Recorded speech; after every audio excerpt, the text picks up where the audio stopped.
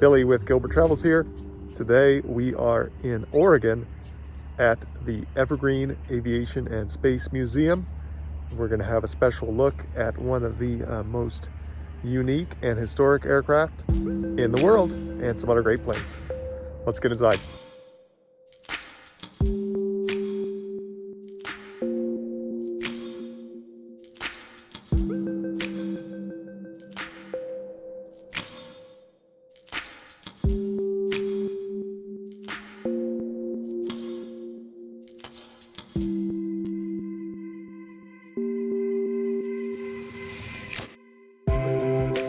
So the Evergreen Air and Space Museum is the current home to one of the most important and historic aircraft in the world, the H-4 Hercules, commonly known as the Spruce Goose. This aircraft was, of course, designed by legendary aircraft designer Howard Hughes, and it was a controversial aircraft, to say the least, but here it is on display, and let's go and take a look at it and learn some more about it today. So the H-4 was ordered by the U.S. military in 1942 in response to the U-boat attacks on their Victory ships and other shipping cargo and troops across the Atlantic.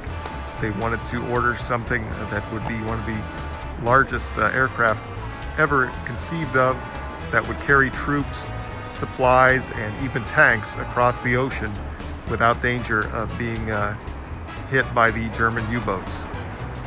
So for scale, here is the Spirit of St. Louis, Charles Lindbergh's plane he flew across the Atlantic with. Absolutely beyond dwarfed by this aircraft. The partner in the venture originally was a man by the name of Henry Kaiser, who had convinced the U.S. military of the idea. He was a builder of what were called Victory ships, which is a very fascinating subject in and of itself. You should look for a great video of it online that I'll post down in the description. But these were ships that were built by a number of shipbuilders in very short order to carry supplies across the Atlantic. But this was an idea to get them across to avoid the U-boats by air. Originally, they ordered 3 airframes, but production and development took so long that it was clear the war was going to be over, and that was reduced to 1 airframe. And then Howard Hughes' original partner in the design dropped out of the development, and it was reduced basically down to just being Howard Hughes' own personal project to continue. Both the U.S. military and Howard Hughes each pitched in about $18 to $20 million at the time to build this airplane, which would be equivalent to about $275 million each in today's money. And the aircraft did finally get completed in 1947. This airplane was powered by 8 3,000 horsepower propeller-driven engines.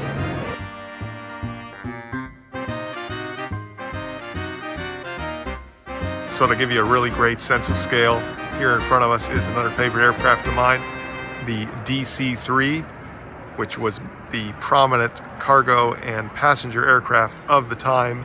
Certainly was used in World War II, primarily as the C-47 commercial or military cargo variant rather. But this is the H-4 Hercules. Absolutely beyond dwarfs it. In length, the airplane is 218 feet long, which is has been surpassed by the 747 and the A380, among other aircraft out there. However, its wingspan was the widest in the world until just 2019, when the Virgin Galactic Stratolaunch system vessel that carries the space-going vehicle up into the air flew and did overcome that record.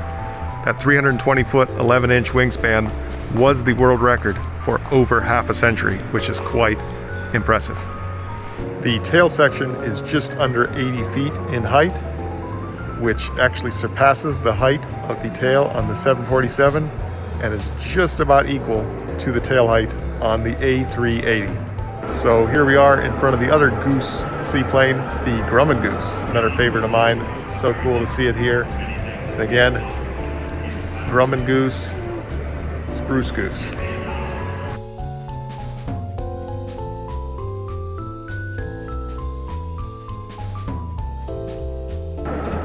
This aircraft is so big that basically the entire museum has been built around and under it. The scale of this aircraft, especially for its time of construction, is beyond amazing. As the nickname of the aircraft, the Spruce Goose, indicates, it is an aircraft that's made out of wood. However, it's not spruce. It is laminated birch. And this was done primarily because during the war effort, aluminum and other lightweight alloys were in short supply, and they wanted to conserve them for more essential wartime needs.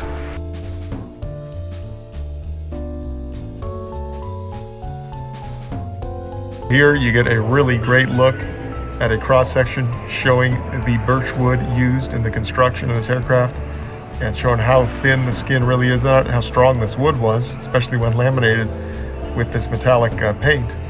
But pretty impressive. This really is such a humongous aircraft and made of wood. All right, so no private upper deck tour today. Maybe sometime in the future, who knows? But still impressive to be able to stand inside the belly of this amazing, one-of-a-kind aircraft. Amazingly, this aircraft was intended to be flown with only 3 folks, a pilot, a co-pilot, and an engineer, a minimal crew of 3, which is pretty impressive considering that's what most typical commercial airliners flew with until very recently. For an aircraft of this size, quite impressive. So even though the aircraft was not completed until after the war, Howard Hughes really put a lot of his personal prestige on the line and really wanted to prove that this aircraft was not a Folly. And so he invited the press, and they had launched this aircraft and taken it out into the water. And originally they were just going to do taxi tests in the water, but Howard Hughes was at the controls and did decide to bring it up for takeoff, and it flew for 1 mile at about 80 feet over the surface. So the plane theoretically was going to have an operating capability of 3,000 miles at 20,000 feet of altitude, but that one short flight was the closest it ever came to flying, and the only real proof that this aircraft was in fact capable of sustaining flight. So after that single test flight, the aircraft was stored. It remained the property of Howard Hughes, who paid to have 300 people for many years, and later a team smaller than that, but keep it in constant flight-ready condition until his death in 1976, when the aircraft was finally put into private hands and stored in a museum in California, and then later moved here to Oregon in the 1990s. And in 2001, the restoration and display of the aircraft in this beautiful building was complete, and of course that's where it rests now and can be seen. Also, interestingly enough, the building that Howard Hughes designed for the aircraft to be housed in California was used for some time as a studio soundstage for movie productions, including Titanic and The Aviator, the Hollywood adaptation of Howard Hughes's life, which does feature this aircraft. Later, the building has been now used by Google as some office space. So that's the current present state of the building that was built to house this mammoth airplane back in its inception. So I really hope you enjoyed coming along with me today and having a look at this awesome historical piece of aviation. It still remains the largest wooden aircraft ever conceived of, the largest flying boat ever conceived of, and will be forever a part of aviation history. So hope you enjoyed that.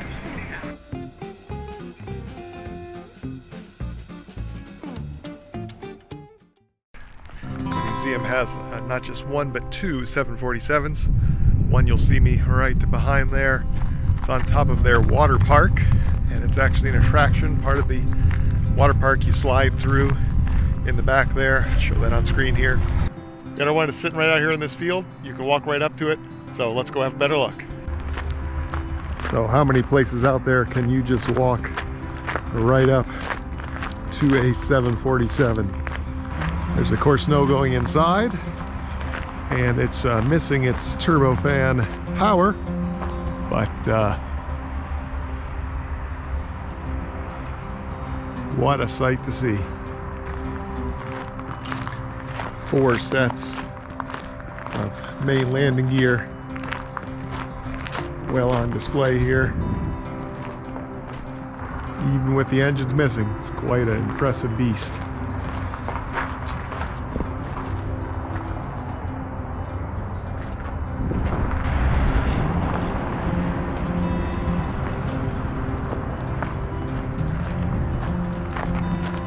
All right, getting right to the edge of the field here.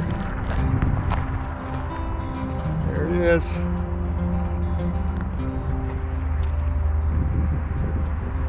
So I've of course had a great look at the 747 number 1 on display at the Museum of Flight in Seattle, but it's still very impressive to stand in front of one of these beasts, just standing out here totally on its own. Really gives you a sense of how humongous it is. Billy with Gilbert Travels here. Thanks for coming along with us today to the Evergreen Air and Space Museum and having a special look at that amazing aircraft, the H-4 Hercules, the Spruce Goose, the one and only in person here. I highly recommend if you're in Oregon and can make it by here to see this awesome display for yourself. So thanks for coming along with us today. We will see you on the next flight.